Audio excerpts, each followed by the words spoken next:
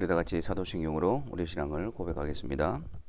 전능하사 천지를 만드신 하나님 아버지를 내가 믿사오며 그 외아들 우리 주 예수 그리스도를 믿사오니 이는 성령으로 잉태하사 동정녀 마리아에게 나시고 본디오 빌라도에게 고난을 받으사 십자가에 못 박혀 죽으시고 장사한 지 사흘 만에 죽은 자 가운데서 다시 살아나시며 하늘에 오르사 전능하신 하나님 우편에 앉아 계시다가 저리로서 산자와 죽은 자를 심판하러 오시리라. 성령을 믿사오며 거룩한 공예와 성도가 서로 교통하는 것과 죄를 사하여 주시는 것과 몸이 다시 사는 것과 영원히 사는 것을 믿사옵나이다. 아멘. 주님, 또 수요 기도회로 함께 모입니다. 이 시간을 통해서 우리의 심령이 다시 한 번 더 주님의 은혜 가운데 세워지게 하여 주옵시고, 또한 우리가 하나님의 은혜로 부름받은 성도로서 그리스도인으로서 믿음의 길을 가는 이 일에 있어서 주의 말씀과 기도로 격려를 받고 위로를 받고 다시 회복되어지는 이 시간이 되어지게 하여 주옵소서. 성령 하나님, 주의 말씀을 통하여 우리에게 조명하여 주셔서 돌이켜야 할 부분과 또 바르게 세워져야 할 부분들을 분별하게 하시사 성령의 인도함을 받는 삶이 되게 하시고, 또한 그리스도 안에서 성령의 열매를 맺어가는 복된 신앙의 삶이 되게 하여 주옵소서. 예수 그리스도의 이름으로 기도하옵나이다. 아멘. 하나님의 말씀 보겠습니다. 구약성경 사사기 8장 22절부터 28절까지 말씀을 보겠습니다. 사사기 8장 22절부터 28절입니다. 다 같이 함께 하나님의 말씀을 읽겠습니다. 그때에 이스라엘 사람들이 기드온에게 이르되 당신이 우리를 미디안의 손에서 구원하셨으니 당신과 당신의 아들과 당신의 손자가 우리를 다스리소서 하는지라. 기드온이 그들에게 이르되 내가 너희를 다스리지 아니하겠고 나의 아들도 너희를 다스리지 아니할 것이요 여호와께서 너희를 다스리시리라 하니라. 기드온이 또 그들에게 이르되 내가 너희에게 요청할 일이 있으니 너희는 각기 탈취한 귀고리를 내게 줄지니라 하였으니 이는 그들이 이스마엘 사람들이므로 금 귀고리가 있었습니다. 무리가 대답하되 우리가 즐거이 드리이다 하고 겉옷을 펴고 각기 탈취한 귀고리를 그 가운데에 던지니 기드온이 요청한 금 귀고리의 무게가 금 1700세겔이요 그 외에 또 초승들 장식들과 폐물과 미디안 왕들이 입었던 자색 의복과 또 그 외에 그들의 낙타 목에 둘렀던 사슬이 있었더라. 기드온이 그 금으로 에봇 하나를 만들어 자기의 성읍 오브라에 두었더니 온 이스라엘이 그것을 음란하게 위함으로 그것이 기드온과 그의 집에 올무가 되니라. 미디안이 이스라엘 자손 앞에 복종하여 다시는 그 머리를 들지 못하였으므로 기드온이 사는 40년 동안 그 땅이 평온하였더라. 아멘. 처음에 하나님께서 기드온을 찾아오셨을 때 기드온은 포도주 틀에서 가만히 숨어서 밀을 타작하는 그런 모습이었죠. 그리고 또한 하나님에 대해서 또 강한 불신과 불평을 가지고 있었던 자였습니다. 무엇보다도 여호와의 사자께서 나타나셔서 또 하나님의 명령과 말씀, 또 약속을 전해 주었지만 그 말씀 앞에서도 그 명령 앞에서도 불신앙을 드러내는 자였죠. 또한 그것을 믿더라도 두려움 때문에 그가 미디안 대적을 치는 일에 있어서 계속해서 머뭇거리고 또 주춤거리는 모습을 보였던 자였습니다. 하지만 기드온을 찾아오셨던, 기드온을 부르셨던, 또 기드온에 대해서 뜻을 정하시고 그 뜻을 이루고 가시는 하나님의 신실하신 손길 안에서 기드온은 점점 믿음의 대장부로 세워지고 있었습니다. 그래서 그 동네 아비집에 있는 바알의 제단을 또 헐기도 하였고, 300명의 용사를 이끌고 미디안 대적들 13만 5천 명의 대군을 공격하기도 했습니다. 또한 이 싸움 이후에 에브라임 지파가 또 강한 불만과 또 기드온에게 불만을 제시하자 기드온은 거기에 대해서 맞서지 않고 그 불평을 잠재우는 그러한 또 지혜도 나타내 보이기도 하였습니다. 또 끝까지 피곤한 군대였지만 300명을 이끌고 끝까지 적군을 추격하여 섬멸하기도 하고 또 적군의 왕인 세바와 살문나를 잡아서 또 쳐 죽이는 그러한 성과를 올리기도 했습니다. 하나님께서 처음 기드온을 찾아왔을 때의 모습과는 완전히 다른 모습으로 하나님의 뜻 가운데서 기드온은 또 대장부로 성장했었고 어느새 지도자로서 갖추어야 할 모든 능력들을 또 소유한 그런 자로 보였습니다. 그때에 오늘 읽은 본문의 말씀처럼 이스라엘 백성들은 기드온에게 22절에 이런 요구를 하지요. 당신이 우리를 미디안의 손에서 구원하셨으니 당신과 당신의 아들과 당신의 손자가 우리를 다스리소서. 그랬더니 이제 기드온은 23절에서 기드온이 그들에게 이르되 내가 너희를 다스리지 아니하겠고 나의 아들도 너희를 다스리지 아니할 것이요 그 이유가 여호와께서 너희를 다스리시리라 그렇게 말합니다. 그러니까 기드온은 이스라엘에 있어서 왕은 오직 하나님 한 분뿐이라는 사실을 분명히 알고 있었습니다. 원래 여러분 이스라엘이 신정국가로서 그들은 다른 일반적인 다른 부족이나 나라처럼 왕이 필요하지 않았습니다. 하나님께서 친히 그들의 왕이 되시고 하나님께서 친히 그들을 다스리시고 통치하는 그런 특별한 나라였습니다. 그래서 그들을 애굽에서 이끌어내시고 내 백성이라고 말할 수 있는 분은 오직 여호와 하나님 한 분뿐이었습니다. 그들은 하나님 외에 다른 그 누구도 섬길 수가 없었고 또 하나님 외에 그 누구도 다른 종이 될 수가 없었던 그런 하나님의 백성들이었습니다. 그래서 기드온은 이스라엘 백성들이 자기들의 왕이 되어 주소서, 자기들을 다스려 주옵소서, 기드온뿐만 아니라 그들의 아들, 손자들까지도 계속해서 우리를 다스려 달라는 그런 요구를 거부하고 있는 것입니다. 하지만 기드온이 하나님이 우리를 다스리시고 여호와 하나님만이 우리의 왕이시라고 말하면서 백성들에게 이러한 요청을 하는 것을 보게 되어집니다. 24절 말씀에 기드온이 또 그들에게 이르되 내가 너에게 요청할 일이 있으니 너희는 각기 탈취한 귀고리를 내게 줄지니라. 금 귀고리, 그것을 자기에게 줄 것을 요청하고 있습니다. 근데 여기 보면 그들이 이스마엘 사람들이므로 금 귀고리가 있었습니다 이렇게 이야기를 하는데 기드온이 미디안 족속과 싸우지 않았습니까? 그런데 여기서는 이스마엘 사람들이라고 지칭을 하고 있습니다. 이것은 왜 그러냐면 사실 미디안 족속의 조상은 아브라함의 첩이었던 그두라의 아들의 후예들입니다. 그리고 이스마엘 족속은 이스마엘은 우리가 알다시피 아브라함이 애굽의 여종 하갈로부터 난 아들이죠. 그러니까 이 그두라와 이스마엘, 미디안과 이스마엘은 이복 형제 지간이었습니다. 그래서 성경에서는 그들을 서로 함께 혼용하여 사용하고 있는 것을 보게 되어집니다. 미디안 족속을 이스마엘 족속이라 칭하기도 하고 이스라엘 족속을 미디안 족속이라고 칭하기도 합니다. 그래서 여기서 말하는 이스마엘 사람들이라는 것은 바로 미디안 대적들을 말하고 있는 것이죠. 그런데 왜 기드온은 그들로부터 빼앗은 그 금 귀고리를 백성들에게 자기에게 줄 것을 요구했을까요? 그것을 가지고 27절 말씀에 보면 그 금으로 에봇 하나를 만들어 자기의 성읍 오브라에 두었다라고 말합니다.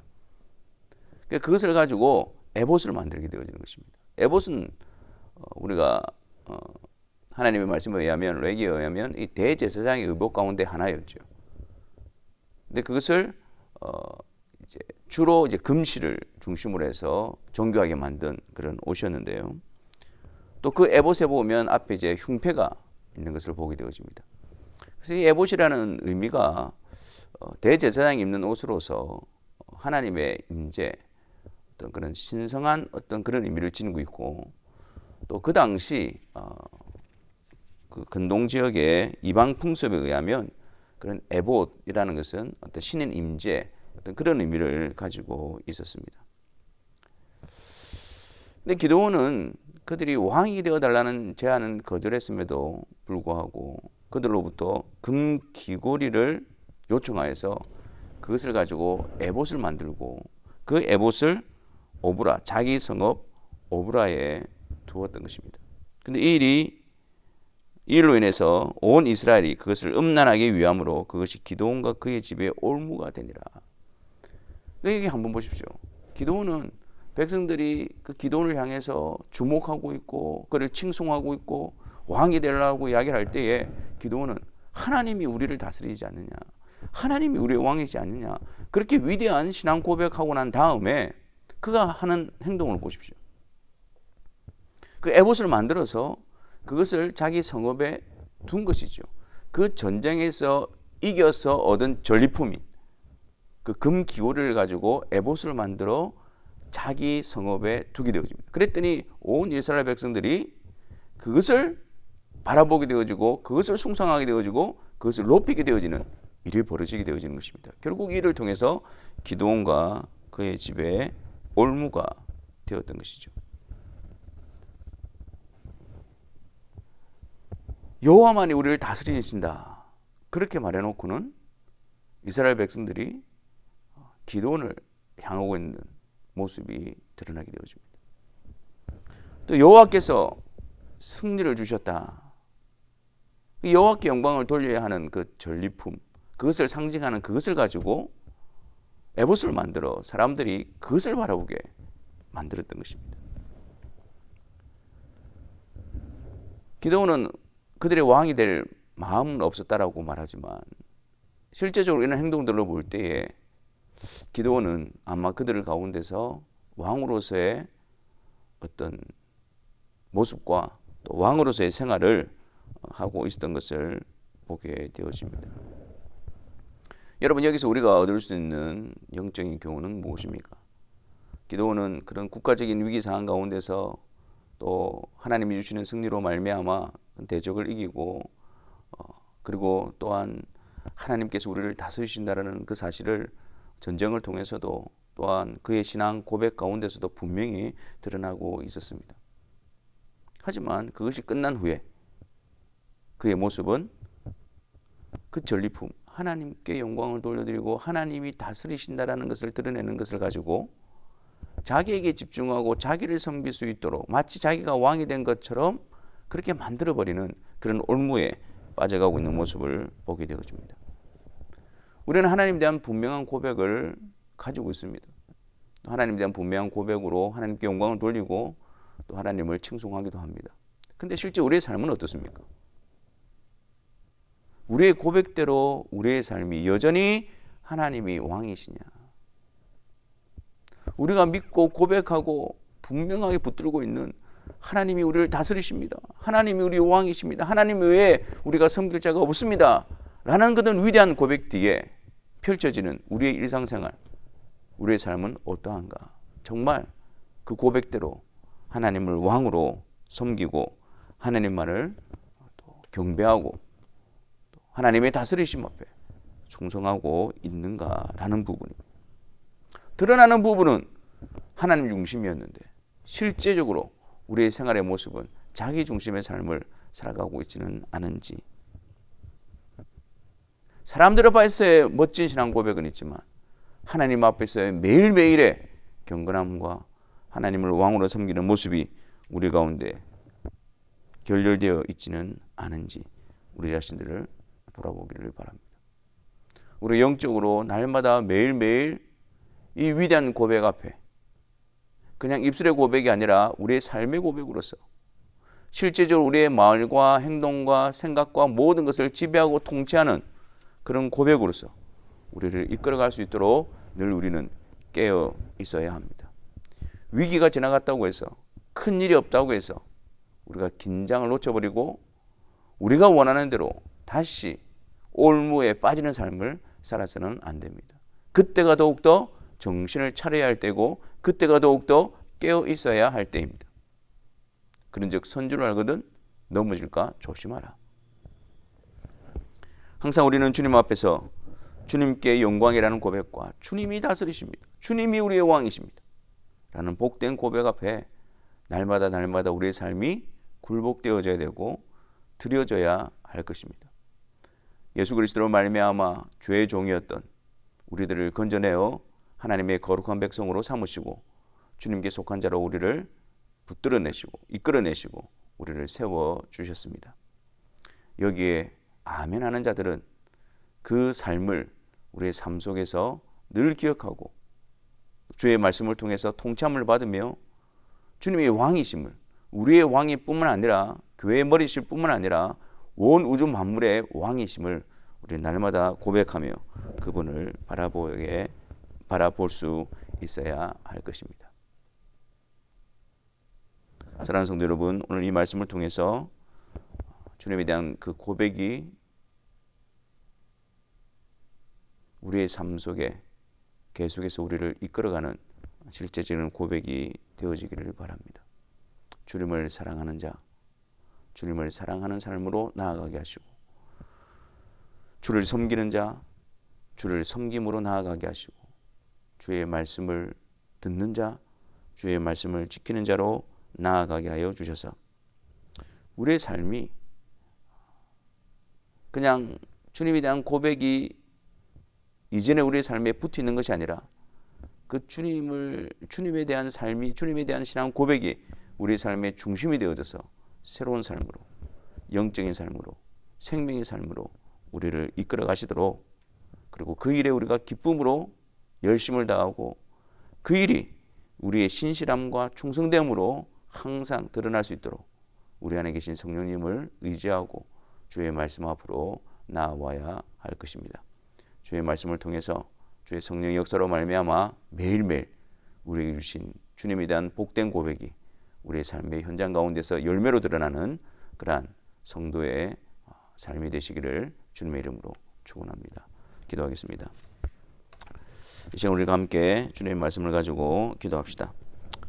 여러분, 주님에 대한 우리의 신앙의 고백은 분명히 서 있으면서도 불구하고 우리의 삶 속에서는 그냥 사라져버린, 그리고 이상하게 변질되어져 버린 그러한 모습은 아닌지 우리 자신들을 돌아봅시다. 하나님이 우리를 다스리십니다 라고 고백해놓고는 우리 안에 에봇을 만들어 놓고 그것이 우리에게 올무가 되어져서 하나님이 아닌 자신이 왕이 되는 그러한 비신앙적인 모습으로 익숙해져 있지 않은지 우리 자신들을 돌아보도록 합시다. 이 시간 우리가 기도할 제목은 우리에게 주신 이 고백이 우리의 삶 가운데서, 매일매일의 삶 가운데서, 이 고백이 우리의 매일매일 삶 가운데서 우리를 이끌어 가시고 우리를 만들어 가시고 우리를 빚어 가시고 우리를 열매 맺게 하시는 그런 복된 살아있는 생명력 있는 그런 고백, 그것이 되게 해달라고 이 시간 우리 함께 기도하며 나아가도록 하겠습니다.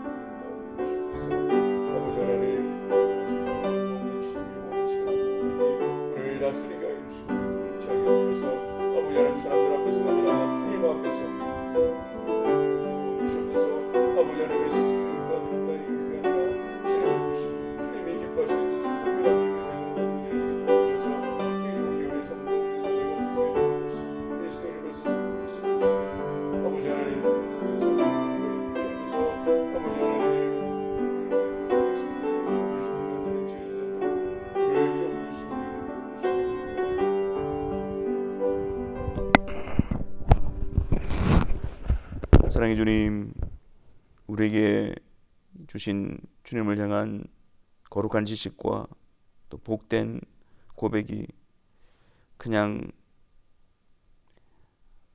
우리의 삶 구석에 아무런 효과도 없이 아무런 능력도 없이 그냥 그렇게 숨겨져 있지 않도록 은혜를 베풀어 주옵소서. 날마다 우리의 왕이 되시고 우리의 구원자가 되시고 우리의 주인 되시는 그 주님을 말씀을 통해서 성령 안에서 늘 기억하게 하시고 그분을 바라보게 하심으로 말미암아 그분 앞에서 우리의 평생의 삶이 되게 하시고 그분 앞에서 우리의 걸음이 복된 걸음으로 갈 수 있도록 은혜를 다하여 주옵소서. 우리 안에 다름이 있는 것이 아니라 우리 안에 일치가 있게 하여 주옵시고 우리의 신앙 고백과 일치되어진 그 삶으로 또 열매로서 충만히 되어지는 거룩한 성도의 삶이 되게 하여 주옵소서. 예수 그리스도의 이름으로 기도하옵나이다. 아멘. 말씀을 생각하면서 같이 찬송하겠습니다. 484장입니다. 484장. 내 마음의 주여 소망되소서. 주 없이 모든 일을 헛되어라.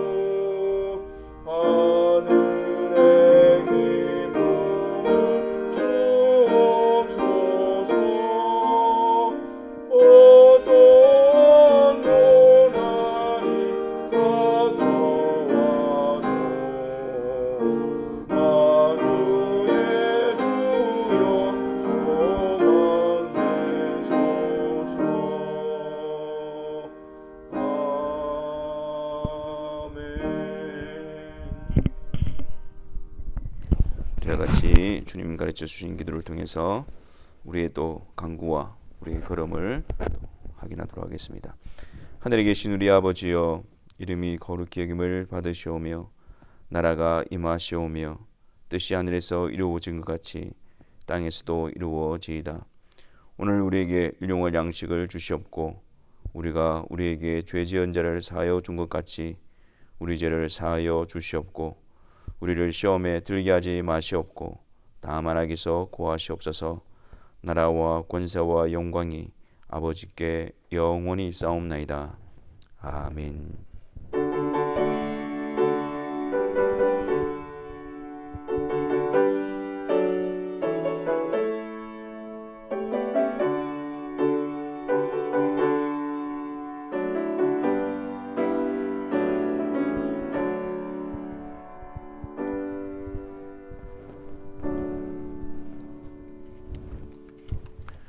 남은 한 주간도 우리가 고백하는 주님을 늘 바라보고 또 그분을 기억함으로 그 주님 앞에 삶이 되시기를 바랍니다. 감사합니다.